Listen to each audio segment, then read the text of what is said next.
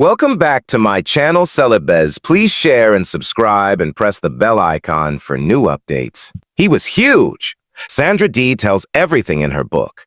Sandra Dee was born Alexandra Zuck on April 23, 1942 in Bayonne, New Jersey. Sandra Dee's early life had good times and hard times. Her mom, Mary Zuck, raised her mostly alone after her parents got divorced. Young Alexandra got pushed into show business when she was very little. Her mother saw that she was pretty and had good manners. She told her to start modeling as a kid. By the time she was around 10 years old, Sandra Dee had already been in lots of magazine ads and TV commercials. She became one of the best-paid child models of that time. She worked for big companies like Girl Scout cookies and Coca-Cola. Her face was in Life and 17 magazines, but behind all the fancy stuff was a sad childhood. Sandra had anorexia and felt lots of pressure to stay skinny. This problem would bother her for her whole life. Even with these hard times, she kept working because her mother wanted her to be famous, and she hoped to become a star. Sandra Dee started acting in movies at age 14 in 1957 in a drama called Until They Sail. The director was Robert Wise. Her acting caught the attention of movie critics and people who watched movies. This led to a contract with Universal Pictures. She quickly became famous with a bunch of successful movies that used her clean, good girl image and young energy. Her big break came in Imitation of Life in 1959. This was a fancy remake of a 1934 movie. The film had Lana Turner in it too and talked about race, being a mother, and who you are. It became one of the movies that made the most money that year. Sandra played Turner's daughter, a teenager who had problems because her mom didn't pay enough attention to her. This added deep feelings to the movie and showed that she was growing up as an actress. Later that same year, she was in A Summer Place, a love story that became really important to people. The movie talked about teenage love and parents being fake. People really connected with it. Max Steiner wrote beautiful theme music that everyone remembers. Sandra played Molly, a girl stuck between wanting something and doing what's right. This made her a symbol of young people wanting things and being innocent. In the early 1960s, Sandra Dee was in many movies that made lots of money. These included Gidget in 1959, Tammy Tell Me True in 1961, and If a Man Answers in 1962. Her role in Gidget was really important. It started the beach party movie type and created the perfect example of a happy, positive American teenager. The character of Gidget lived on in TV shows with other actresses, but Sandra Dee's first version is still the best one. Her sunny personality, blonde curly hair, and big innocent eyes made her the perfect girl next door. She became famous in every house. Teen magazines loved her, and young girls looked up to her. But the movie studio's way of selling her also held her back. She often got stuck playing the same type of character in light comedies and love stories. She rarely got the chance to try harder, more challenging roles that would show her real acting skills. In 1963, Sandra Dee was in Tammy and the Doctor. This was the last movie in the popular Tammy series. This marked the end of her playing a character that had become famous in American movies for being wholesome, charming, and innocent. The role of Tammy was a kind-hearted, strong young woman from the South who had to deal with the complicated modern world. Debbie Reynolds and other actresses had played Tammy before, but Dee brought a special mix of sweetness and confidence that people really loved. Tammy and the Doctor had Dee acting opposite Peter Fonda. The movie kept the fun, romantic feeling of the earlier films, but it also quietly showed how American movies were changing in the early 1960s. More complex themes were starting to appear in regular movies. This movie wasn't just continuing a popular series. It also helped Dee move away from her teenage image. That same year, she was also in the hit comedy Take Her, She's Mine with James Stewart. The film was based on a play by Henry and Phoebe Ephron. They got ideas from real things that happened to their daughter. The future famous screenwriter and director Nora Ephron was their daughter. Dee played a young woman named Molly Michaelelson. Her artistic, independent spirit caused problems with her overprotective father. This role let Dee show her comedy skills while also exploring deeper emotional territory.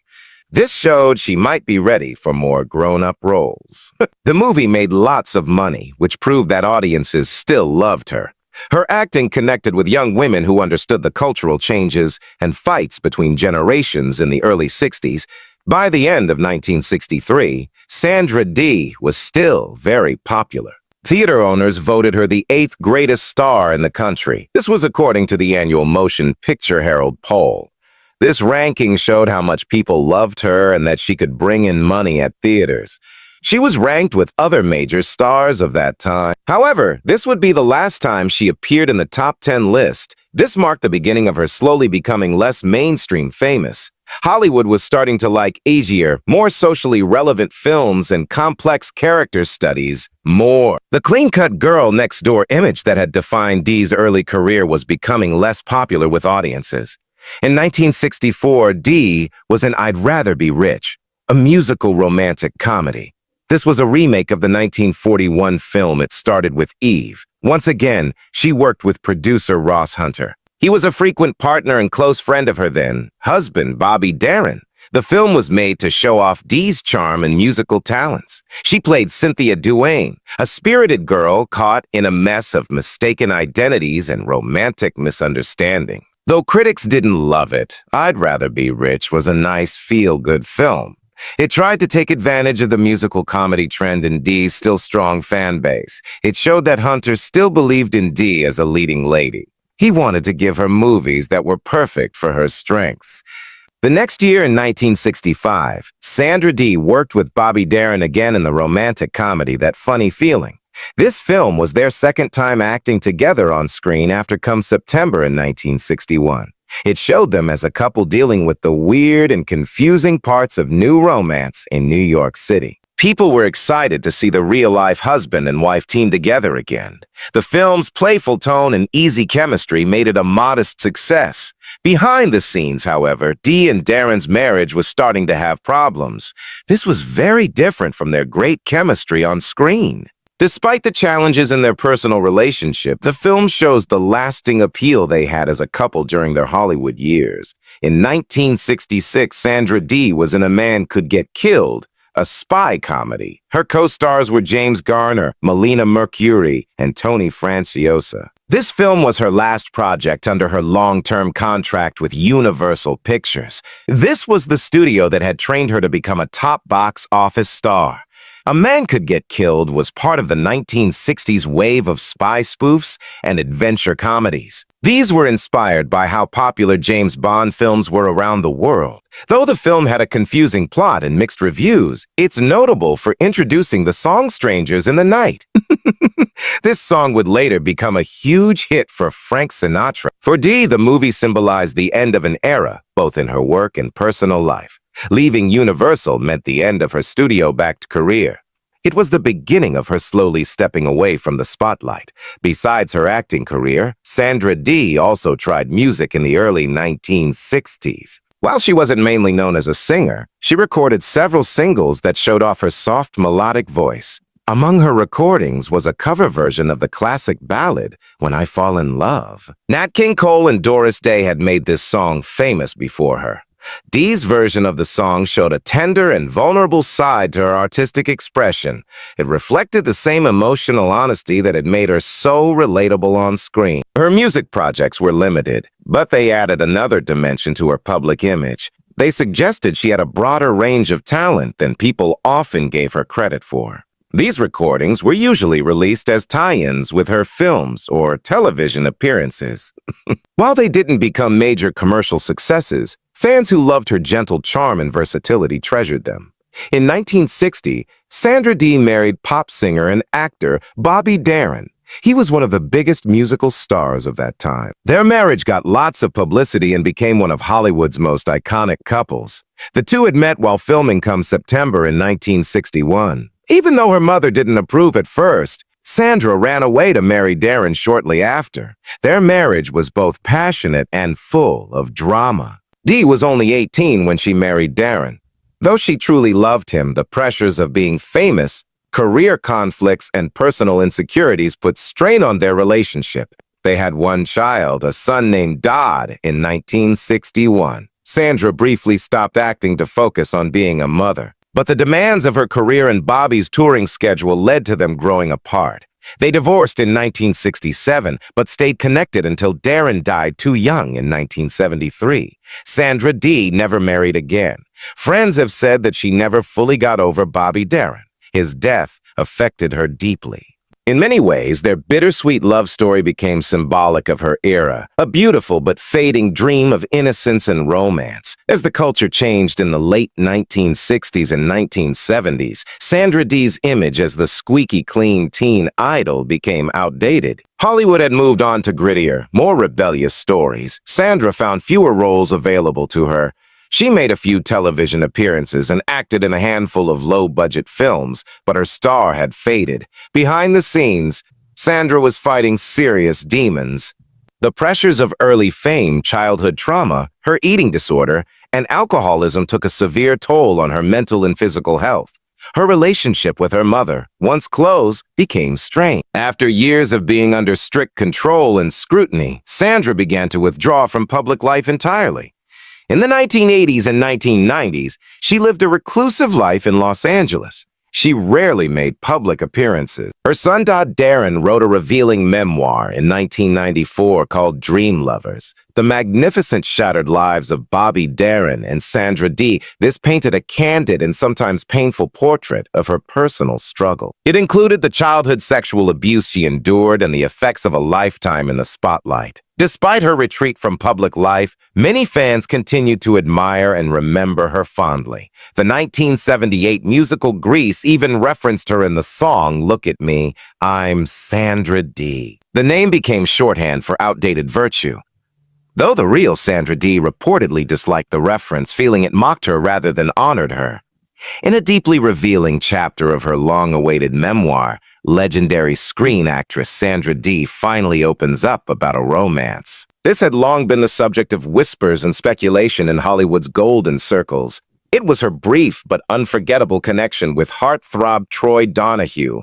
He was massive D-right. She wasn't just referring to his physical stature or matinee idol good looks, but to the larger-than-life presence he had wherever he went. To Sandra, who had spent much of her youth under the suffocating pressures of stardom and constant scrutiny of a tightly managed image, Troy represented something both electrifying and terrifying. He was raw masculinity wrapped in the glossy packaging of Hollywood's idea of a dreamboat. They met at a studio luncheon in 1960 when both were at the height of their fame. Sandra, fresh off the massive success of Imitation of Life and Gidget, was the picture of America's innocent sweetheart. Troy, meanwhile, had rocketed into teen idol status thanks to his breakout role in A Summer Place. With his golden hair, smoldering eyes, and natural charm, he made women swoon and studio executives see dollar signs. He walked in like he owned the world, Sandra remembers. Every head turned. Even the air in the room seemed to shift. He had that kind of magnetism, the kind that could stop time. But beneath the glossy surface of this young, beautiful couple, both stars were navigating the brutal realities of a system that both made and controlled them. Sandra writes of how the studio pushed the idea of a romance between them for publicity. They paired their names in gossip columns and even encouraged photographers to catch them in intimate moments. Yet, what started as a PR stunt quickly evolved into something more complicated. There was an intensity about him that was intoxicating. She writes, "He could say nothing at all and still make me feel everything." Their private time together was filled with laughter, vulnerability, and the weight of secrets. Sandra describes evenings where they would escape the public eye, driving aimlessly along the California coastline. They would park near the beach just to talk about their fears, their families, and the unbearable loneliness that often came with fame. He understood what it meant to be adored by millions, but known by none. She says, "We were both trapped in images we didn't create." And then there was the physical chemistry, something Sandra hesitates to describe in detail, but acknowledges with wistful candor. Yes, he was massive, she says again, this time with a pause that suggests more than just size. In presence, in passion, in the way he could make me forget who I was expected to be, if only for a moment. For a woman who had been so tightly controlled by her mother, her studio, and the media, Troy offered a taste of rebellion. He was a man who defied the rules, who came with a touch of danger and unpredictability. But the romance, like many in Hollywood, burned fast and faded quickly. Sandra writes that the pressures of their careers combined with the disapproval of those who managed their images led them to drift apart. Yusuf say Kisti, so we were both being written like characters in someone else's script. She says, we never had a chance to write our own ending. Still, she carries the memory of him with a mixture of fondness and regret. In her memoir's most touching passage, she reflects on what might have been. Troy was a storm that passed through my life. A beautiful, reckless storm. And though it didn't last, I'm grateful I was there to feel the rain. The 1980s marked a deeply troubled and painful chapter in the life of Sandra Dee, one of Hollywood's former darlings of the silver screen. After stepping back from public life and officially retiring from acting, Dee entered a long period of poor health, both physically and emotionally. No longer the fresh-faced angel adored by millions in the 1950s and 60s, she became increasingly isolated and described herself as a recluse. The glitz and glamour that had once defined her public image faded into distant memory. They were replaced by long periods of solitude and private suffering behind closed doors. Throughout this time, Dee was locked in a quiet but relentless battle against several severe health issues. Chief among them was anorexia nervosa, a disorder that had plagued her for much of her life but worsened significantly during her post-stardom years. The pressures of maintaining a perfect appearance in the entertainment industry had first planted the seeds of disordered eating in her youth. Those tendencies only deepened as she withdrew from the spotlight. Alongside her eating disorder, Dee struggled with debilitating depression and alcoholism. These conditions often fed off one another in a vicious cycle. Her emotional turmoil was made worse by a series of personal losses and disappointments. Most notably was the death of her beloved mother, Mary Duvall. Mary's death on December 27, 1987, from lung cancer at the age of 63 devastated Dee. She had shared an extremely close and often codependent relationship with her. The bond had been a central part of Dee's life since childhood, Mary managing much of her early career. The loss left Dee unmoored. In the aftermath, she plunged into one of the darkest periods of her life. Grief-stricken and without the steadying presence of her mother, Dee isolated herself even further. She later revealed in interviews that she lived in near total seclusion for months. She survived on a pitiful diet of soup, crackers, and Scotch whiskey. Her already fragile body began to waste away, and her weight plummeted to a dangerously low 80 pounds, 36 kg. The situation got so bad that her health was in critical danger. At one point, Dee began vomiting blood, a sign that her body could no longer sustain the abuse it was enduring. Alarmed and desperate to save her, her son Darren stepped in to intervene. He was her only child from her marriage to singer and actor Bobby Darin. He convinced her to seek professional medical and psychiatric treatment. It was a turning point. Under the care of physicians and therapists, Dee began a slow and painful journey toward recovery.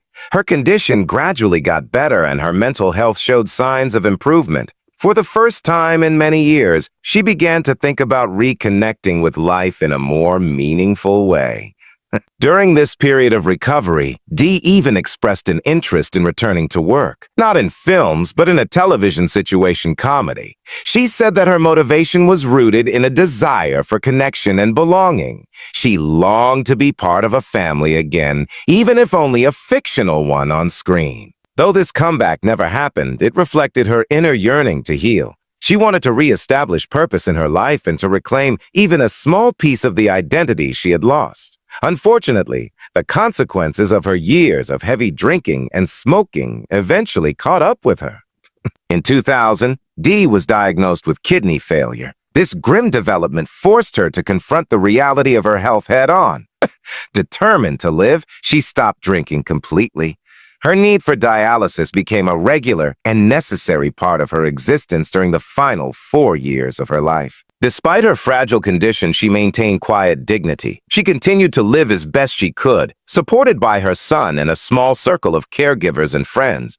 On February 20th, 2005, Sandra Dee passed away from complications related to kidney disease. She died at the Los Robles Hospital and Medical Center in Thousand Oaks, California. She was 62 years old. Her death marked the end of a life that had once glittered with fame and promise, but had also been burdened by years of silent suffering. She was laid to rest in a crypt at Forest Lawn Memorial Park Cemetery in the Hollywood Hills. This is a resting place for many of the entertainment industry's most cherished figures. Though her final years were marked by struggle, Dee is remembered today not only as the iconic actress with the golden hair and innocent charm, but also as a woman who faced her demons with quiet courage and the enduring love of her son.